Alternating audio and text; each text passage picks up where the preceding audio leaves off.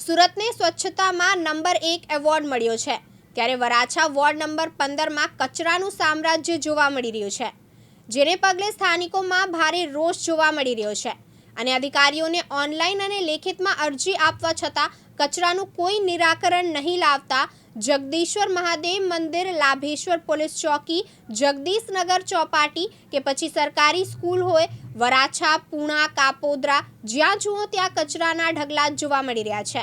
અધિકારીઓ ધારે તો કચરાના ઢગલા થતા બંધ થાય, પણ વરાછા ઝોન એના અધિકારીઓને કામગીરી કરવી જ ન હોય તેવા દ્રશ્ય વિસ્તારમાં જોવા મળી રહ્યા છે। કચરાના ઢગલાથી ગંદકીનો ફેલાવો પણ થઈ રહ્યો છે।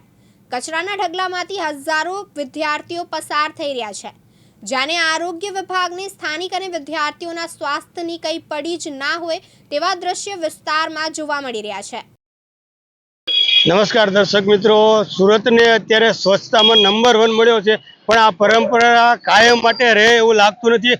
આપણે જોઈએ કે આ વરાછા વિસ્તારમાં આવેલા આ જગદીશ્વર મંદિર છે, મંદિરની દિવાલને અડોઅડ કચરાના ઢગલા લાગી ગયા છે અને અહીંયા પાછળ એક સ્કૂલ પણ આવેલી છે, જે ત્યાં નાના નાના ભૂલકાઓ પણ ભણતા હોય છે અને તેને પણ આવવા જવામાં તકલીફ થતી હોય। આ કાયમી માટેનો આ કચરાનો માહોલ આવો જોવા મળી રહ્યો છે, ત્યારે આપણે અહીંયા જોઈએ કે આ જે અહીંયા લાભેશ્વર પોલીસ ચોકીનો હમણાં ટૂંક સમયમાં જ તે ઉદ્ઘાટન કરવામાં આવ્યું છે। લાભેશ્વર પોલીસ ચોકીની બાજુમાં જ, બરાબર બાજુમાં નો કે પોલીસ સ્ટેશનની સામેની સાઈડમાં જ પણ કચરાના ઢગલા કરી દેવામાં આવ્યા છે। આવું ને આવું આપણે જોઈએ તો વરાછા વિસ્તાર હોય, પૂણા વિસ્તાર હોય, કાપોદ્રા વિસ્તાર હોય, તમામ વિસ્તારોમાં કચરાના ઢગલા જોવા મળી રહ્યા છે। વરાછા ઝોનને આ સાફ સફાઈમાં રસ લાગતો નથી એવું લાગી રહ્યું છે। ક્યાંક ને ક્યાંક સુરતને સ્વચ્છતામાં નંબર 1 મળ્યો છે, તે આ પરંપરા અત્યારે આગળ વધે એવું લાગતું નથી। અહીંયાના સ્વયંસેવક છે, જાગૃત નાગરિક છે, આપણે એની સાથે વાત કરવાની કોશિશ કરશું કે આપણે શું જી તમારું નામ?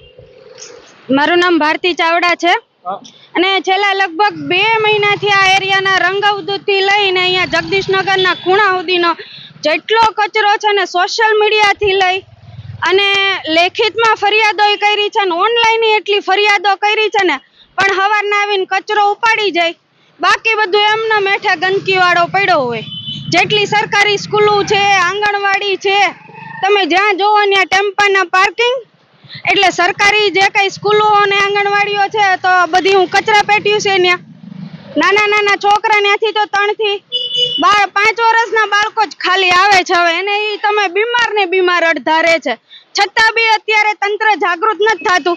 તંત્ર તો ઠીક છે, પણ આ એરિયામાં બધા આજુબાજુમાં જે કોર્પોરેટરો રહે છે, બધા પછી માજી મેયર રહે છે, પછી આપણે આ કરંજ વિધાનસભાના વિધાયક પણ અહીંયા જ રહે છે, છતાં બી ખબર નહીં મને કે સુરત આ શું કહેવાય સફાઈમાં નંબર 1 કઈ રીતના આવી જાય છે, ને ક્યું સુરત હશે કે જે સફાઈમાં નંબર 1 આવતું હશે।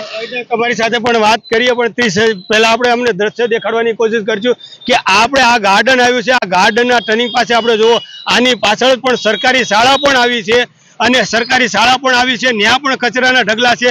અન્ય જગ્યા પર બતાડશું, કેમેરામેનને કહીશું કે આપણે અહીંયા બતાડો, આ કચરાના ઢગલા લાગ્યા છે અને લાભેશ્વર પોલીસ ચોકી તમે જોઈ શકો છો કે અહીંયાથી પોલીસ ચોકી સામે દેખાય છે, પોલીસ ચોકીની સામે પણ કચરાના ઢગલા દેખાય છે। અને આ બીજી વાત જોઈએ કે અહીંયા સબસ્ટેશન લાગેલું છે, જે અહીંયા વીજળી આ બધા મકાનોની અંદર જતી હોય તો આ વીજળી જે સપ્લાય કરવાનું સબસ્ટેશન છે, એની નીચે આ પ્લાસ્ટિકના ઢગલા કરવામાં આવ્યા છે। જો ખરેખર જો અહીંયા શોર્ટ સર્કિટ થાય તો આજુબાજુને કેટલી જાનહાની થાય એવું પણ છે કે આ પ્લાસ્ટિકને કારણે આ મોટી ઘટના પણ ઘટી શકે છે। તો તમે શું કહેશો કે આ પ્લાસ્ટિકના ઢગલાને સબસ્ટેશનને ગાર્ડનને સ્કૂલ આ બધું આજુબાજુમાં નહીં, આપણે અહીંયા વરાછાની પબ્લિક ખાસ કરીને કરંજ વિધાનસભામાં છે ને બધા મધ્યમ વર્ગના અને ઓબીસી ને એસટી ને એસસી વાળા જ મોટા ભાગના રહે છે ને એને છે ને કોઈ માણસ જ નથી ગણતું એમ કરે ને તો હાલે। અહીંયા શોર્ટ સર્કિટ થયું હોય ને બાળકો અહીંયા રમાય નથી આવી શકતા કોઈ દિવસ। તમે ક્યારેક કોઈક આવે ને સાંજે તો ખબર પડે દારૂના અડ્ડા, જુગાર અડ્ડા અને અહીંયા જ પોલીસ ચોકી છે, અને આટલો કચરો જોવાય શોર્ટ સર્કિટ થાય તો અહીંયા આગ લાગે કે નહીં, જાનહાની થાય કે ન થાય। અહીંથી છેક સુધી ટેમ્પાનું પાર્કિંગ આખો રસ્તો જામ કરી દીધેલો હોય, છેક સુધી અહીંથી રંગાવદીથી લઈને આગળ માર્કેટ સુધીનો।